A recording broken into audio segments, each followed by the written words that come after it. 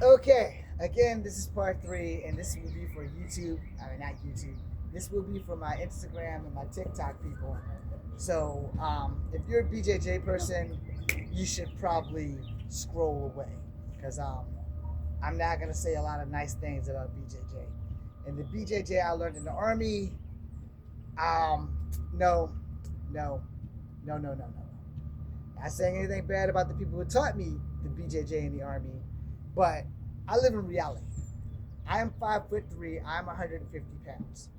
That doesn't make me stronger than anybody. It doesn't make me weaker than anybody. It does make me 150 pounds a problem for anybody that I'm going to fight. I am not a badass. But in the army, they taught us sprawl.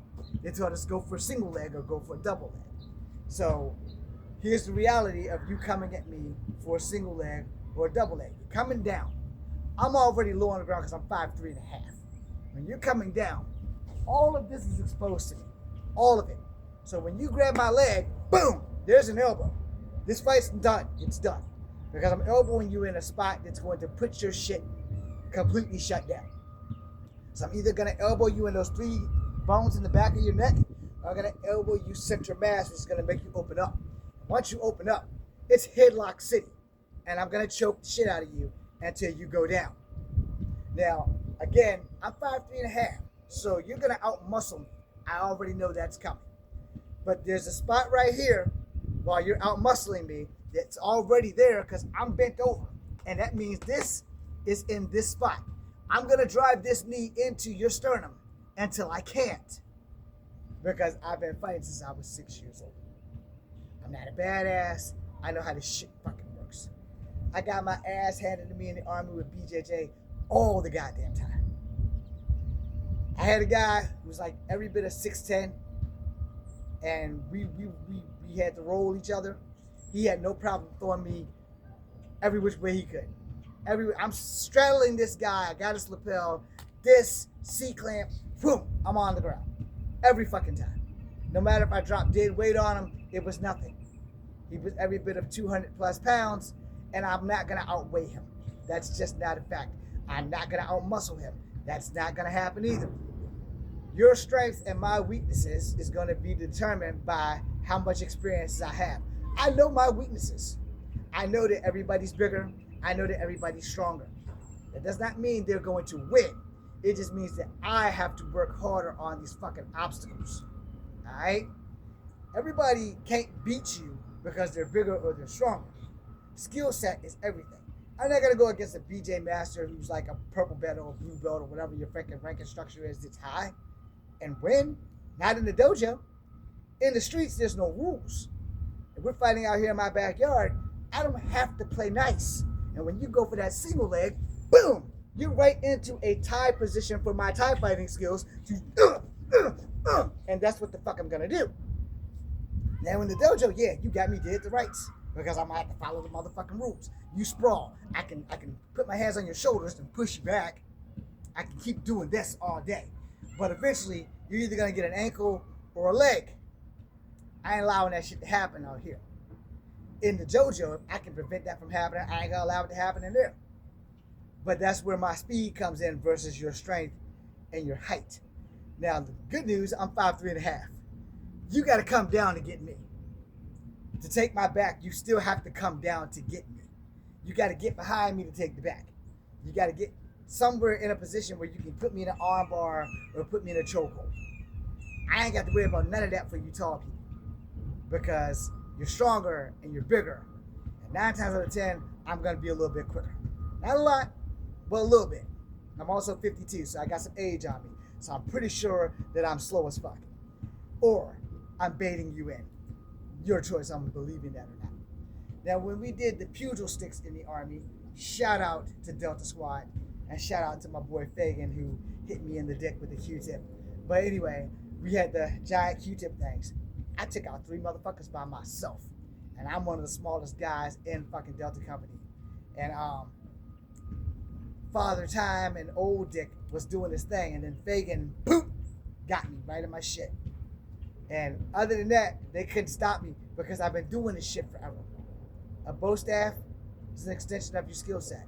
If you have a bow staff, you will rarely have to use your feet But in the cases that you do, either you blinked or you fucked up. Pick one. That's just the fact of life when it comes to fighting. Now when it comes to being honest, I don't want to carry any kind of weapon into any kind of battle, because if I'm going against somebody who's been doing this shit since they was 3, that means they got 4 years above me unless they are younger than me. Like, I'm 52 and they're like maybe 45 or like 32. Now they got speed on me for sure, because they got youth, they got ambition, I got experience. So now if it's me and them and we're both 52 and I started when I was fucking 7 and they started when they were 4, I got a problem. Doesn't mean they're gonna win, but it means I got a problem. That's the reality of fighting. The sooner you start, the better you're gonna be, because it becomes such a way of life that you just have to do it. That's the thing that a lot of motherfuckers did when they go to the school and they sit there, 20 push-ups, sit-ups. Okay, that's keeping your physicality in, but it's not doing a lot for your fighting ability to actually be used. And then you have sparring matches where you're only allowed to tit-tat versus get in the whole goddamn gear and go full on. And a lot of people don't allow that in their schools. I get it. BJJ is a whole different beast though, because there is no full on. It's gi or no gi. And that's pretty much how y'all gonna rumble. Either you're gonna be good or you're gonna be on somebody's map tapping out. Now in the real world, like I said, my partner in the army, I could not roll this motherfucker to save my life. He was 300 pounds.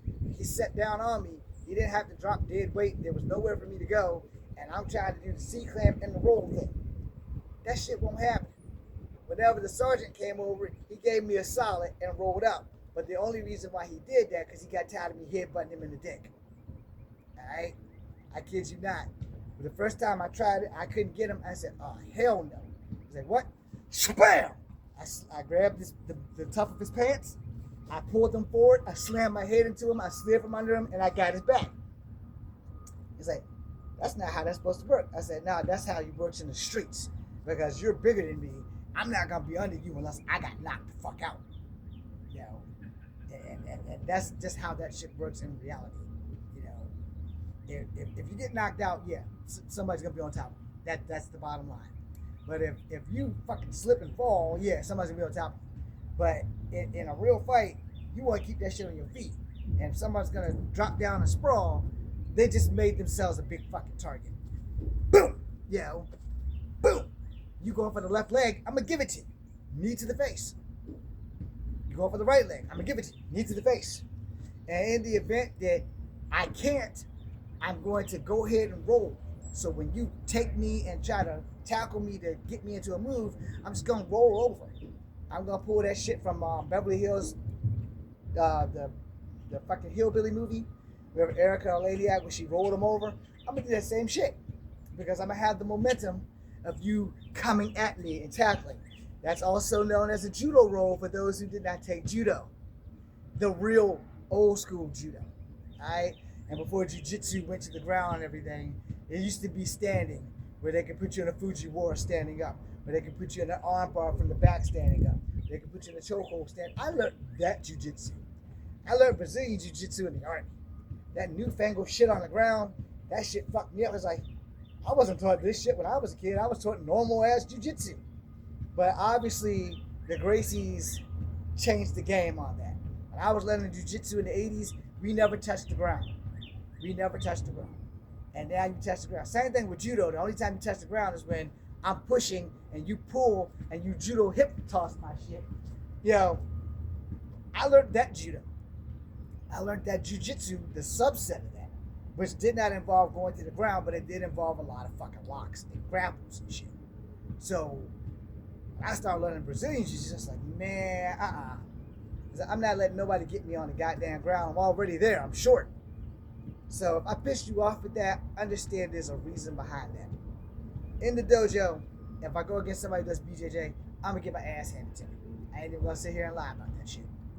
Out here in the streets, though, I don't have to follow those fucking rules. So when you sprawl, I can push you right into the dirt by the top of your shoulder blades and just slam your ass into the dirt. Turn my foot up while I do it. Try to catch your fucking throat with that shit. Yeah, brutal. No shit. I'm 5'3". I'm not fucking with you. I'm fucking your shit up. It's just that damn simple. If I don't push your shoulders, you go for the knee. I'm gonna grab the back of your head. I'm gonna give you my fucking knee. You're not gonna like how you gonna taste it, but you gonna taste it. You know, I'm a small guy. I'm not playing with you. We going down on this goddamn ground. You gonna fight to get me. You're not gonna win that fight because I'm already on the ground. I'm just on my feet. I have every intention of staying there. So when you go for the sprawl shit, I'm grabbing the back of your fucking neck. Boom. That knee, if that's the leg. Boom. If that's the leg. Nothing's going to stop me from stopping you from hurting me. That's the bottom line right there. If I get here and I can't and we're still rolling, boom, boom, boom, I'm dropping elbows on your motherfucking spine. You're going to let go of me before my back hits that goddamn ground. And in the events that you don't, I'm going to judo throw your ass over with the roll. I'm going to get up on top of you and I'm going to start dropping soup bowls onto your fucking face. Now, a lot of people are going to look at me and that's not possible. I'm the king of the impossible. So, as we end this video, because I want to be nice, BJJ is not a bad martial art if you want to learn it. It's not for me. It's no simpler than me trying to be nice and say it's not for me. If you want to learn it, that's great. And go back to my golden rule. If you're 6 foot and below, Kung Fu's the way to go. If you're 6 foot and above, every other martial art will show you love. Now 6 foot is that marker, because once you get past 6'1", 6'2", you have to start learning martial arts where range is part of that, where BJJ is close quarters. And there are some big guys doing BJJ, but they don't really try to roll with the little guys because the little guys are harder to hold on to. And we can scramble just a tiny bit faster. Now my incident in the Army, the only thing that made a difference was I had never done BJJ before. I haven't done BJJ since, but I also learned enough on how to beat someone who does it. All right? Now, am I invincible? Nah, nobody's invincible. But the main thing you need to understand when it comes to fighting and how to win a fight is that you need to be prepared. You need to be well-rounded in more than just one skill. Do not just get stuck in karate. Do not just get stuck in Kempo or Kung Fu or any other martial art. Take as many of those motherfuckers as you can find time to take. Find good schools that will invest in your learning. And I state that because a lot of teachers, man, they get that money. They don't give a shit. You show up and you pay them. That's it. And a lot of schools are like that, which is why I said the only reason why I wanted my acting dream to come true is so that I can open up a school and teach martial art for free. My acting movies would pay to keep the building open, and I would pay teachers to teach different styles for free. And you wouldn't just be stuck with the big three. You wouldn't be stuck with just Chinese Kung Fu. You wouldn't be stuck with Korean martial arts, and you wouldn't be stuck with Japanese martial arts. I would branch out to everyone and start having teachers from all over the place. My movie career would pay their salary so that they could teach, and they wouldn't teach all year round. It's like, all right, this month we're gonna hire this guy. You're gonna teach for this month. This month we're gonna hire this guy. That way they can go back to their natural lives. But I want at least 1 month of extenuating training for my students. Now, being that I'm a 30-year failed actor, that shit's not gonna happen. It would take a fucking miracle. So if you guys want to help that miracle, you can buy my book, American Kono Each, and I'll have my other 2 books published as soon as I make enough money to do that. But yeah, I don't ever want to pay anybody to teach them how to fight. I mean, I don't want to have anybody pay me to teach them how to fight. I want to teach for free because Kung Fu is my life. Martial arts is my thing. But as far as everything else, got to pay bills. So if I ever opened up a dojo and I could teach for free, that would be my dream job. But I want to make movies because that is my dream job. And I don't have to win. I don't have to be in every movie to the hero or any of that shit. I just want to be in a fucking movie. Because that way I can open up a dojo anywhere and motherfuckers will come to me because the lessons are free. But I also want it to be like an academy where not only do you come there, but like a Shaolin temple, you live there until you choose to stop. Now, the only other side effect of that was why I had to make a lot of movies because I got to feed these motherfuckers. So that's going to be the thing right there. I'm going to need to feed people. It's a big dream, and I don't have Ellen DeGeneres money. So that shit ain't going to happen. And I don't get paid from the military until I hit 60, and I know damn well I'm not going to get that kind of money from the military. All right, that being said, thank you guys for watching. I am Echo Van Grey Wolf, aka James William Sr. I hope you enjoyed this on TikTok and Instagram because that's where all three of these videos are going. And I hope that I taught you guys something worthwhile. And always remember that you are the weapon and anything in your hand is an extension of your skill set. I don't recommend carrying weapons to fights because you don't know who you're fighting until the first blow was thrown. And if you have to bring a weapon to a fight, you probably haven't been taught proper martial arts to begin with. Thank you for watching.